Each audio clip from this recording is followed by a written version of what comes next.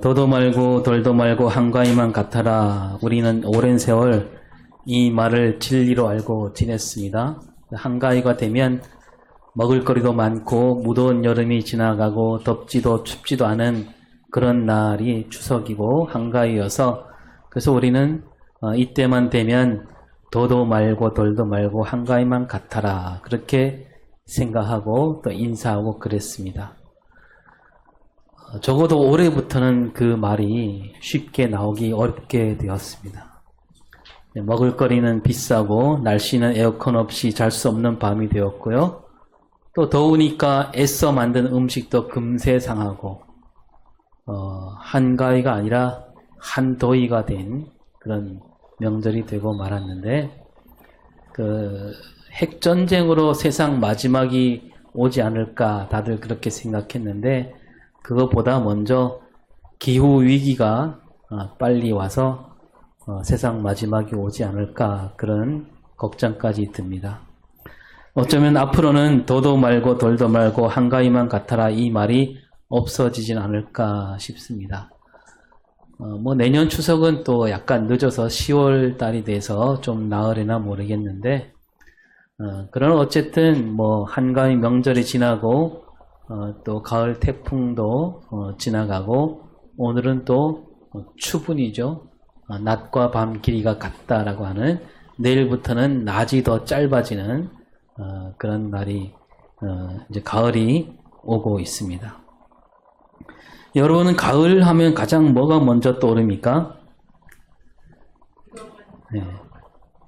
익어가는 벼, 예. 그죠. 열매, 이런 게 떠오르기도 하고, 또 어떤 게 떠올라요? 네, 우수의 계절, 네, 그런 것도 떠오릅니다. 천고마비, 독서의 계절. 근데 이 가을은 왠지 좀 쓸쓸한 느낌이 들지 않습니까? 이 가을이란 말이 간다에서 온 말이기 때문에 그런지 그런 쓸쓸함이 묻어 있습니다. 그래서 가을이 되면 노래도 많이 나오잖아요. 그래서 가을을 주제로 한 노래들을 보면 웬만한 노래들은 다 그 노랫말이 뭐냐 하면 이별, 외로움, 낙엽, 심지어 죽음까지 나오는 걸 많이 보게 되지요. 가을을 남기고 떠난 사람, 가을엔 떠나지 말아요. 가을 우체국 앞에서 그대를 기다리다 노란 은행 잎들이 바람에 날려가고, 또 낙엽이 우수수 떨어질 때, 그런 노래도 있고요. 낙엽이 흩어진 길 찬비가 내려오면 가을을 앓는 나는 어디로 가야 하나, 이런 노래들이 있습니다. 다 그런 노래들이에요. 심지어 이제 어릴 때 불렀던 가을 노래도 그래요. 가을밤, 외로운 밤, 벌레 우는 밤. 왜냐면 봄 하면 새싹, 햇살, 희망, 따스함을 떠올리게 되는데, 가을은 이렇게 외로움, 쓸쓸함, 헤어짐, 잘 어울리는 계절인가 봅니다. 저 이걸 보면서 우리 예수님은 어느 계절에 잘 어울리는 분일까 한번 생각해 봤습니다. 예수님 하면 저는 봄과 가을을 다 담고 계신 분이라는 생각이 듭니다. 제가 자주 말씀드렸지만 지난주에도 말씀드렸지요. 예수님은 봄바람, 봄 햇살 같은 분으로 오셨습니다. 예수님이 하신 말씀을 보면 언제나 그 사람을 살리는 말씀 아니었어요? 병으로 죽어가는 사람을 살리는 말씀, 기죽어 지내는 사람들을 길을 살리고, 마치 봄 햇살과 봄바람에 싹이 돋아나는 그런 말씀으로 다가오셨지요. 그래서 예수님이 가는 곳마다 얼어붙은 마음을 녹여주셨고, 움츠려 있던 사람들이 예수님을 만나기만 하면 막 일어나서 살아갈 힘과 소망을 얻었습니다.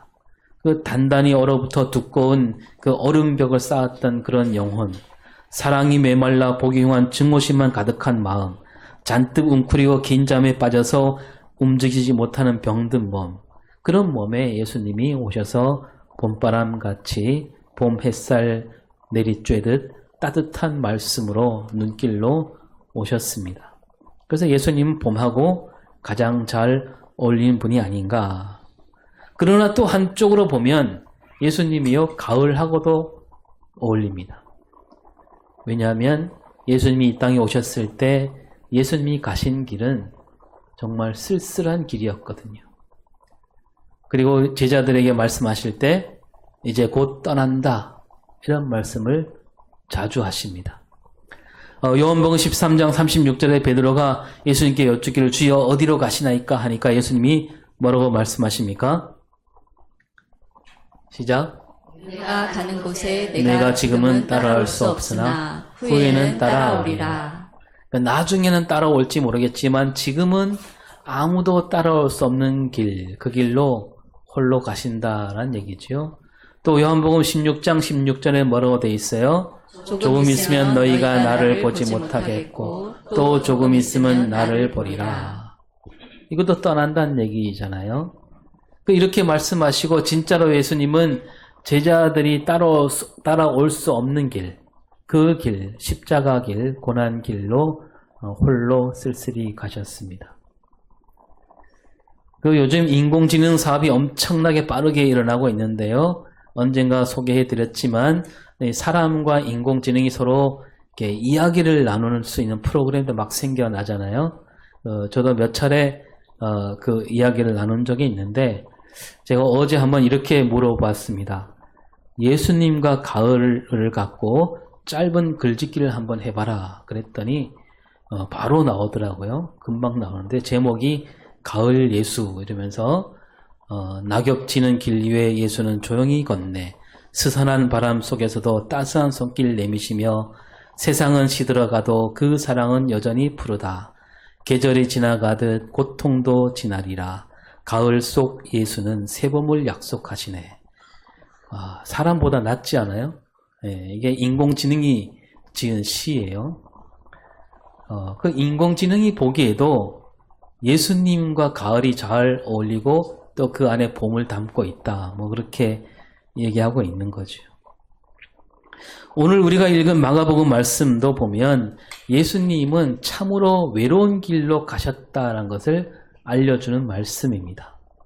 이 마가복음을 쓴 마가는 예수님이 이 땅에 계실 때 예수님을 따른 제자는 아니었지요. 지난 수요일에 잠깐 나누었습니다. 마가복음 14장 51절 52절을 읽어볼까요? 한 청년이 벗은 몸에 혼니부를 두르고 예수를 따라가다가 무리에게 잡힘에 배에 혼니부를 버리고 벗은 몸으로 도망하니라. 한 청년 이야기를 보여주는데 이 청년이 혼니부만 두르고 예수님을 따라왔다는 거예요. 그러니까 집에서 아마 잠을 자다가 예수님 소식을 듣고 서둘러 나오다 보니까 옷도 입지 않고 이불을 걸치고 나온 거죠. 그때 이제 제자들은 예수님이 잡히니까 다 달아났는데 이 청년은 못 모르고 나왔다가 그만 사람들에게 잡히게 되었습니다. 그래서 얼마나 놀랐는지 그 혼이불을 버리고 몸만 빠져나서 달아났다. 정말 우스운꼴을 하고 달아나지 않았습니까? 근데 이 청년이 바로 마가다라는 거죠. 왜냐하면 이 청년 이야기가 마가복음에만 나옵니다. 다른 복음서에는 전혀 나오지 않아요. 그래서 이 청년은 바로 마가복음을 쓴 마가라고 보는 것이고 이 마가가 자기가 겪은 이 부끄러운 일을 뒷날 그대로 보여주고 있는 겁니다. 이 마가복음을 보면 마가는 줄곧 그런 말을 합니다. 예수님을 따르던 제자들이 예수님 말씀을 잘 알아듣지 못했고 아까도 읽었지만 알아듣지 못했다라는 말이 자주 나오지요. 그냥 그 제자들은 자기 뜻을 이루려고 예수님을 따르다가 마지막에는 다 달아났다. 이런 얘기가 나오고 있고 그러면서 자기 자신 또한 그렇게 꼴사납게 달아나고 말았다. 이런 것을 잘 보여주고 있습니다. 이 마가는요, 예수님을 따른 제자는 아니었지만 그 나중에 제자들과 정말 가깝게 지내게 되지요. 예수님이 다시 살아나시고 하늘로 올라가셨을 때 제자들이 한 자리에 모이지 않습니까? 거기가 어디예요? 거기가 바로 마가가 내준 다락방이라 그랬습니다. 그리고 마가는 또 바나바 조카이기도 했고요. 바울과 함께 전도 여행도 다녔습니다. 바울이 이제 마가가 마음에 들어하지 않아서 같이 헤어지기도 했지만 바울이 죽음을 앞두고서는 마가를 부르기도 했습니다. 이렇게 마가는 초대교회에서 큰 일꾼이었고 제자들과 이야기도 많이 나누었고 그랬기 때문에 마가가 그 누구보다 가장 먼저 예수님 이야기, 그 복음서를 쓰게 된 겁니다. 이 마가복음을 쓸 때 어떤 일이 있었냐면 로마가 예루살렘을 무너뜨립니다. 예루살렘 성이 다 무너졌어요. 그리고 로마 황제는 그때 예수 믿는 사람을 대놓고 잡아갔습니다. 그러면 어떻게 되냐면 예수님을 따르던 사람들, 제자들이 하나둘씩 사라져가는 그때 이 마가복음을 쓴 거예요. 잡혀가기도 하고 심지어 죽기도 하고 또 예수님을 만났던 사람들이 나이도 많아지고 예수님이 어떤 분인가 제대로 아는 사람이 점점 없어져 가는 겁니다. 다 없어지기 전에 하루빨리 예수님 이야기를 글로 남겨야 되겠다라고 해서 마가는 이 펜을 든 겁니다. 또한 예수를 믿는다는 까닭으로 힘겹게 사는 사람들에게 내가 이걸 써갖고 힘을 실어줘야 되겠다. 이때는 아직 예수 믿는 사람이 많지 않았습니다. 예수를 믿을 수가 없는 시대. 저마다 자기가 살 길을 찾아야만 하는 시대죠. 그래서 로마를 따르지 않으면 잡혀가거나 잡혀가지 않더라도 엄청난 세금을 많이 내야 됐습니다. 그래서 이 예수를 믿으며 사는 삶은 정말로 외로운 길이고 무섭고 떨리는 길이었지요. 그 마가는 바로 이 마가복음을 쓰면서 우리 예수님이 가신 길 또한 외롭고 쓸쓸한 길이었다라는 것을 보여주고 있는 거죠. 오늘 말씀에도 보면 31절에 시작.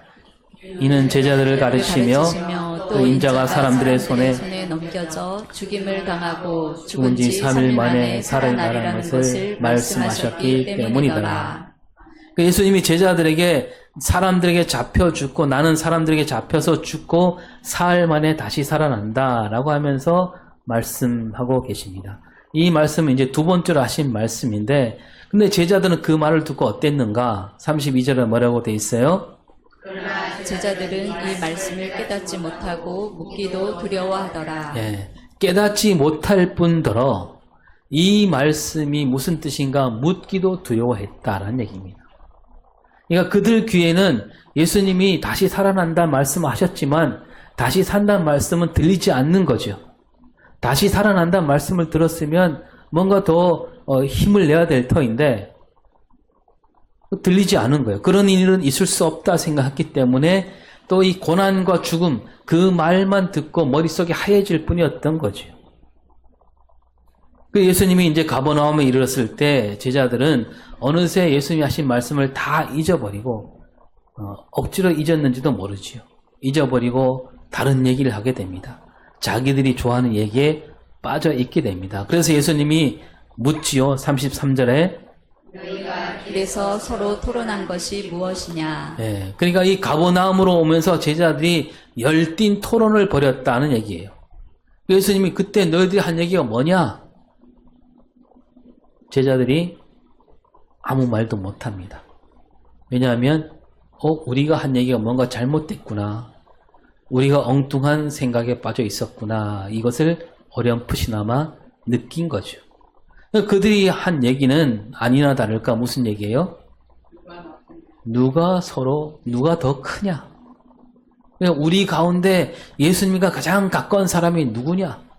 누가 더 으뜸 제자냐? 이런 얘기로 서로 목소리를 높였다는 겁니다.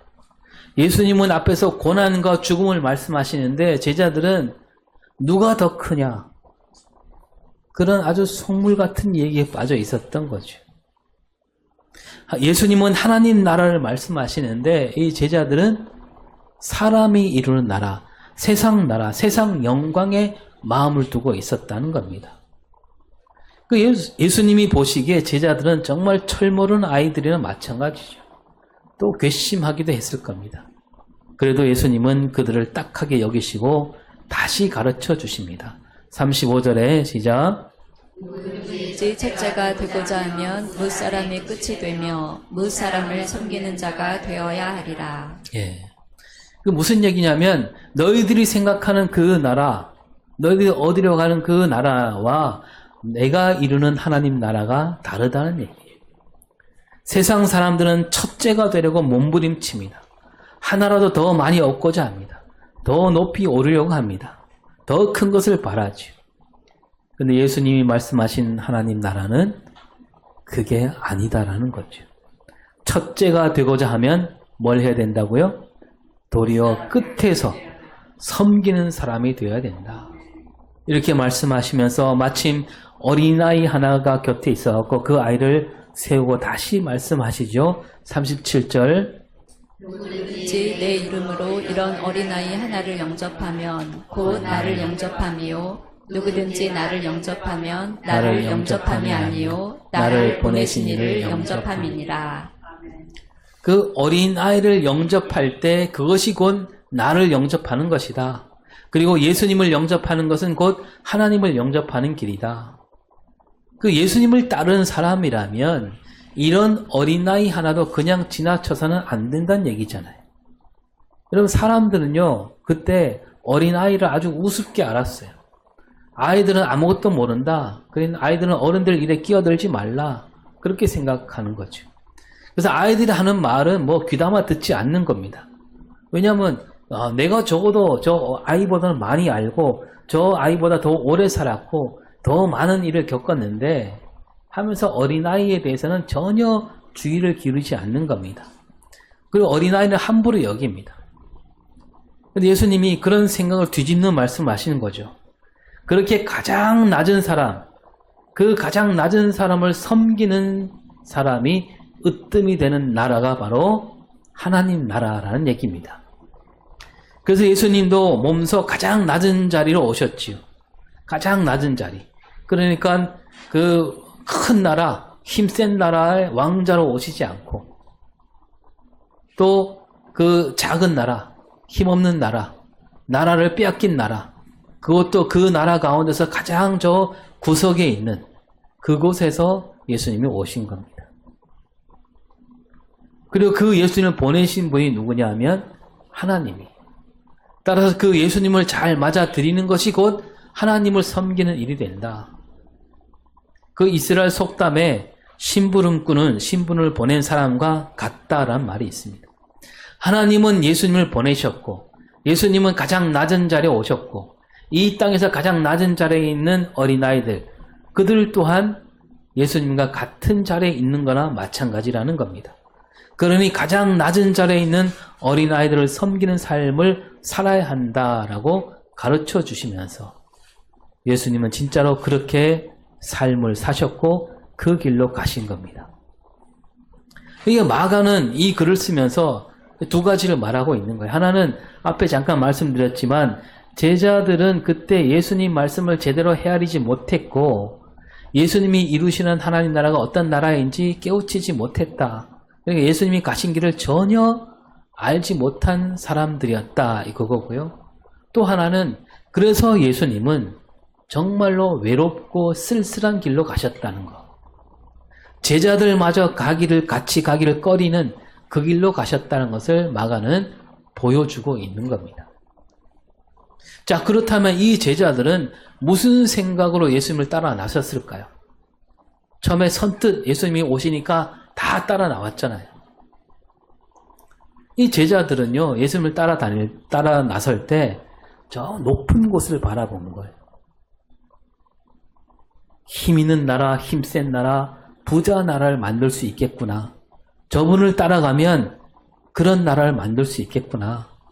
그래갖고 저 로마 제국과 막 멋들어지게 맞서서 거뜬히 이길 수도 있겠구나 하며 예수님을 따른 겁니다. 우리가 알듯이 예수님이 너희는 나를 누구라고 하느냐라고 했을 때 베드로가 뭐라고 대답합니까? 주는 그리스도시요 살아계신 하나님의 아들이다. 이 말은 무슨 뜻인가 하면 이 구절 앞에 보면 예수님이 떡 5개와 물고기 2마리로 5,000명을 먹이신 기적이 나옵니다. 베드로가 말하는 그리스도는 오늘 우리가 생각하는 그리스도가 아니라 그렇게 온 백성을 먹여 살리는 능력을 갖춘 분이란 얘기예요. 병 고치는 능력도 있고 풍랑이는 바다를 잠잠하게 하는 능력, 거기다 굶주린 백성들을 먹여 살리는 능력, 이런 분이기 때문에 당신은 그리스도다, 구세주다. 하나님 아들이다. 왕이다 그거죠. 그런데 예수님은 바로 그 뒤에 내가 끌려가서 죽는다라고 말씀하십니다. 십자가를 지고 고난받고 죽음에 이른다. 그러니까 베드로 본색이 바로 드러나죠. 그때 베드로가 뭐라고 합니까? 그래서는 안 된다. 오히려 예수님을 꾸짖었다 그랬습니다. 예수님을 가르치려 듭니다. 그 베드로는 베드로뿐만 아니라 제자들은 예수님이 얼른 빨리 왕이 되기를 바라고 있는 거예요. 저 옛날 다윗 왕국과 같은 그런 나라를 세워서 예수님이 왕 자리에 앉게 되고 그러면 자기들은 바로 그 밑에서 권세를 누리고 싶은 그런 마음으로 따르고 있으니까 누가 크냐 서로 다투는 거 아니겠습니까? 그러니까 십자가 고난은 전혀 생각 없고 새로운 왕국에서 얻을 영광만을 바라보며 따라가고 있는 겁니다.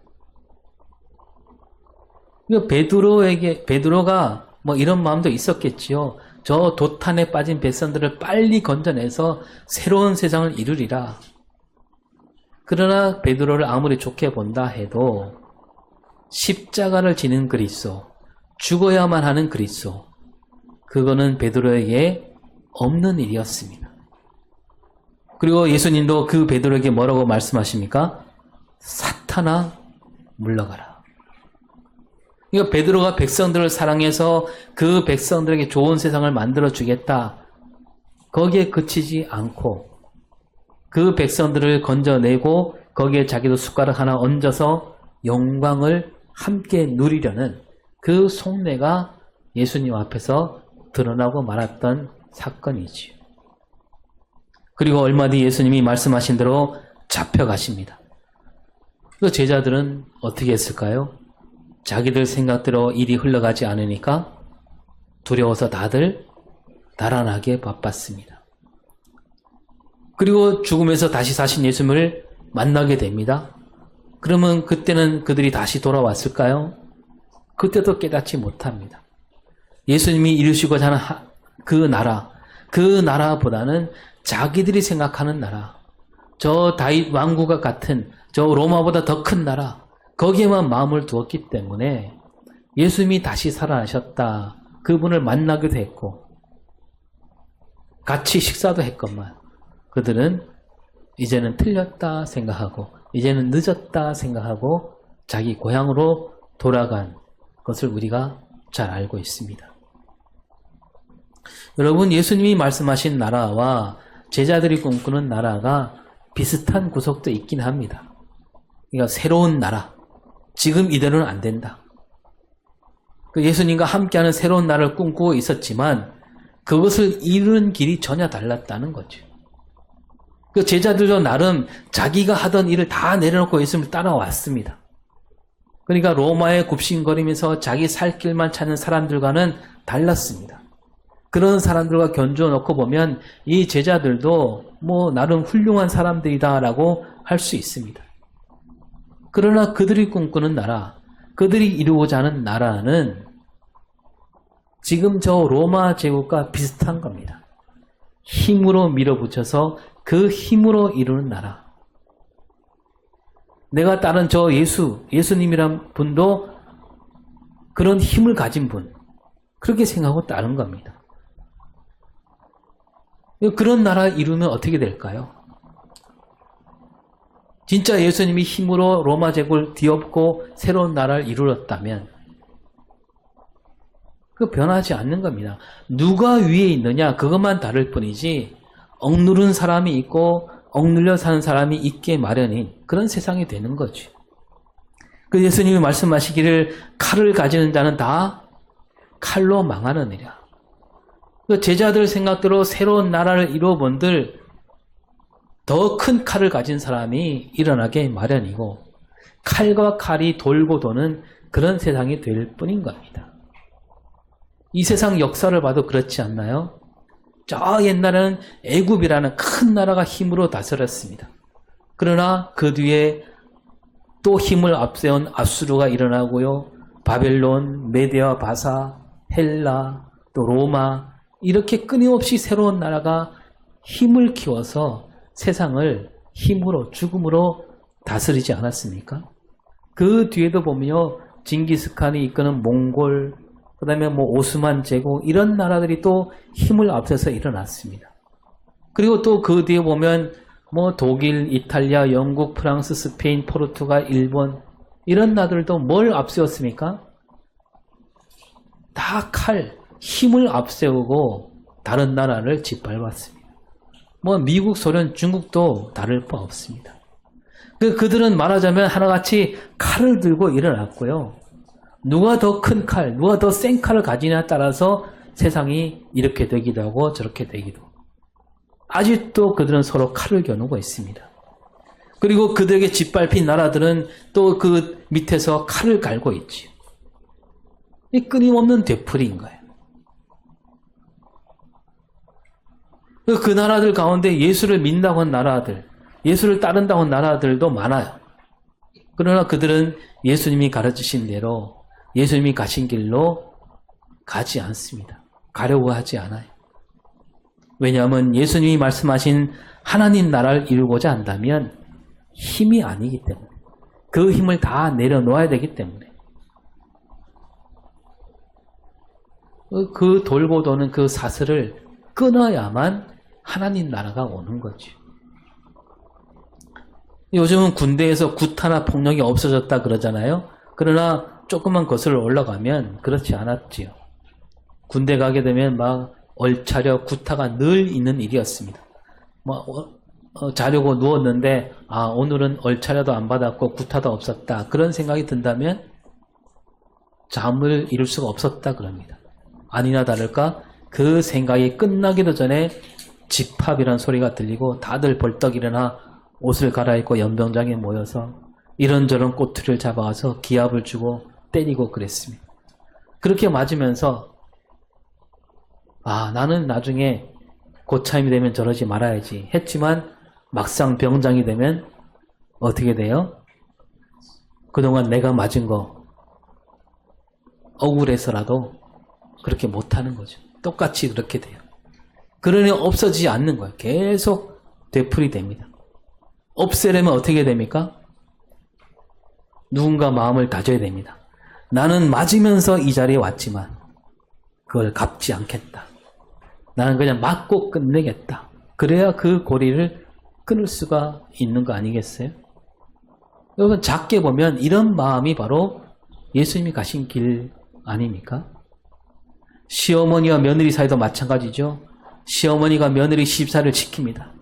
근데 그 시어머니를 따지고 보면 그 위에 그 시집살이를 독하게 살았습니다. 시어머니 위에 또 시어머니가 그랬고요. 여러분, 이거 끊으려면 어떻게 해야 됩니까? 그래, 나는 시어머니한테 정말 죽도록 시집살이 힘겹게 했지만 내 며느리한테는 그러지 말자. 억울해도 참자. 그런 사람이 나타나야 끊어지지 않겠습니까? 이것도 작게 보면 바로 이런 생각이 예수님이 가신 길에 다 있는 겁니다.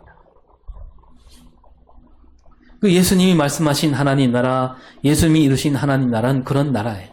힘과 힘으로 맞서 세상을 움켜쥐는 사람들, 끊임없이 되풀이되는 그런 세상을 뒤집어 모두가 함께 하나님께서 주신 복을 누리게 되는 세상, 하나님 사랑이 다스린 세상, 그런 나라를 이루시고자 예수님은 힘으로 일어서지 않고 십자가 길로 걸어가신 겁니다. 온 세상을 예수님 앞에 바로 무릎 꿇릴 수 있었지만 예수님은 그 길로 가지 않으시고 십자가 길로 가신 겁니다. 예수님이 하늘로 올라가신 뒤 제자들이 성령 충만을 받게 됩니다. 이 자리에 마가도 있었겠죠. 성령 충만을 받을 때 제자들은 비로소 깨우칩니다. 예수님이 하신 말씀, 그런 뜻이었구나. 예수님이 말씀하신 하나님 나라, 예수님이 가신 길, 이것을 그들은 다 깨닫게 됩니다. 그리고 그들도 마침내 그 길로 가게 되죠. 그러나 그렇다고 해서 쉬운 길이 아니었습니다. 힘겨운 길이었습니다. 그래서 마가가 이 마가복음을 쓰면서 그렇게 힘겹게 살아가는 그리스도인들에게 말하고 있는 거죠. 지금 우리가 가는 길, 그 길이 바로 돌아보니까 우리 주님이 가신 길 아니냐. 우리 주님께서는 외롭고 쓸쓸한 길로 가셨고 홀로 죽음으로 가신 예수님이신데 우리는 그 주님이 가신 길로 걸어가고 있는 것이다. 우리 주님께서는 홀로 가셨지만 지금 우리는 홀로 가는 길이 아니다. 왜냐하면 주님이 가신 길이고 주님이 함께하는 길이다. 그러니 겁내지 말고 두려워하지 말고 끝까지 견디며 이 길을 가자. 그런 뜻을 담아서 지금 마가는 이 마가복음을 쓰고 있는 겁니다. 초대교회 그리스도인들은 마가복음을 읽으면서 힘을 냈습니다. 그리고 끝까지 이 길을 지켰습니다. 외롭고 쓸쓸한 길이지만 이 길이야말로 우리 주님이 가신 길이다. 그 진리를 붙들고 그들은 신앙을 지켜낸 겁니다. 요즘 많이 부르는 찬양이 있는데요. 이 찬양은 믿지 않는 사람들도 좋아한다 그럽니다. 제목이 뭐냐면 혼자 가지 않을 거예요. 그 노랫말을 잠깐 보면 한번 읽어볼까요? 시작. 속을 걷고 있을 때 비바람을 마주해야 할 때 불빛조차 보이지 않아도 그대 혼자 걷지 않을 거예요. 두려움 앞에서 하늘을 보아요. 외로운 그대여 걱정 마요. 꿈꾸는 그 길을 또 걷고 걸어요. 그대 혼자 걷지 않을 거예요. 예, 혼자 걷지 않을 거예요. 오늘 우리 예수 믿는 사람들은 예수님이 가신 길로 가는 사람들입니다. 나보다는 다른 사람을 섬기는 길, 나에게 손해가 되더라도 기꺼이 받아들인 그런 길. 그런데요, 그 길 앞에는 커다란 폭풍이 있습니다. 옛날 로마와 같은 그런 폭풍은 아닌데 어쩌면 그보다 더 힘든 폭풍이 있어요. 왜냐하면 이 세상은 어떻습니까? 너 자신부터 챙겨라. 내 가족 앞가림이 먼저다. 라고 하는 폭풍. 다들 그렇게 살아가니까. 그 예수님이 가신 길을 앞에 놓고 주저하게 만드는 그런 폭풍이 있지 않습니까? 예수님이 가신 길로 가려고 하면 막 비바람이 거세게 불고요. 불빛조차 보이지 않을 때도 있습니다. 앞에 말씀드린 대로 나라마다 힘을 키우려고 하지 않습니까? 군사력도 키우고요. 경제력도 키우고 다른 나라에 어찌 되든 말든 내 나라만 잘 되면 그만이다. 정부는 정부대로 자기가 옳다고 우기고 의사들은 의사들대로 자기들 입속이 먼저입니다. 마을과 마을이 서로 마음을 하나로 이루지 못합니다. 저마다 나와 내 가족 챙기기 바쁜 세상입니다. 심지어 교회들도 그렇지 않습니까? 내 교회 하면서 내 교회만 잘 되면 그만이다. 교회들이 서로 힘을 모으는 일, 그거는 해도 그만 안 해도 그만. 그것이 우리 앞에 있는 폭풍과 비바람이죠. 예수를 믿는다, 예수를 따른다 말은 하지만 저마다 속셈이 있어요. 더 많이 얻으려고, 더 높이 오르려고, 더 큰 부자가 되려고 교회에 발을 붙이고 있는 사람들. 그런 틈바구니에 우리가 살고 있습니다. 이런 세상에서 우리가 서로 힘을 모으고 뜻을 모으는 일, 거기에 힘쓰기가 정말 어렵지요. 외롭고 쓸쓸하고 힘겨울 때가 많습니다. 어떨 때는 내가 지금 바로 가고 있는 건가? 그런 물음이 생기기도 합니다. 그런 우리에게 마가복음은 말씀하고 있습니다. 그래, 네가 가는 길, 이 길은 세상이 보기에 외롭고 쓸쓸하고 힘겨운 길이지만 결코 혼자 가는 길이 아니다. 그러면서 이 글을 보여주면서 봐라, 주님께서도 그 길을 먼저 가셨고 우리가 그 길을 갈 때 주님이 함께하는 길이니까 걱정하지 말고 이 길로 걸어가라고 말씀하고 있습니다. 우리 그런 뜻을 담아서 다시 한번 이 찬양 노래말을 읽겠습니다. 시작.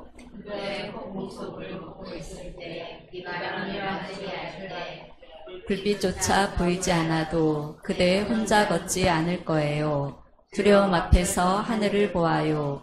외로운 그대여 걱정 마요. 꿈꾸는 그 길을 또 걷고 걸어요.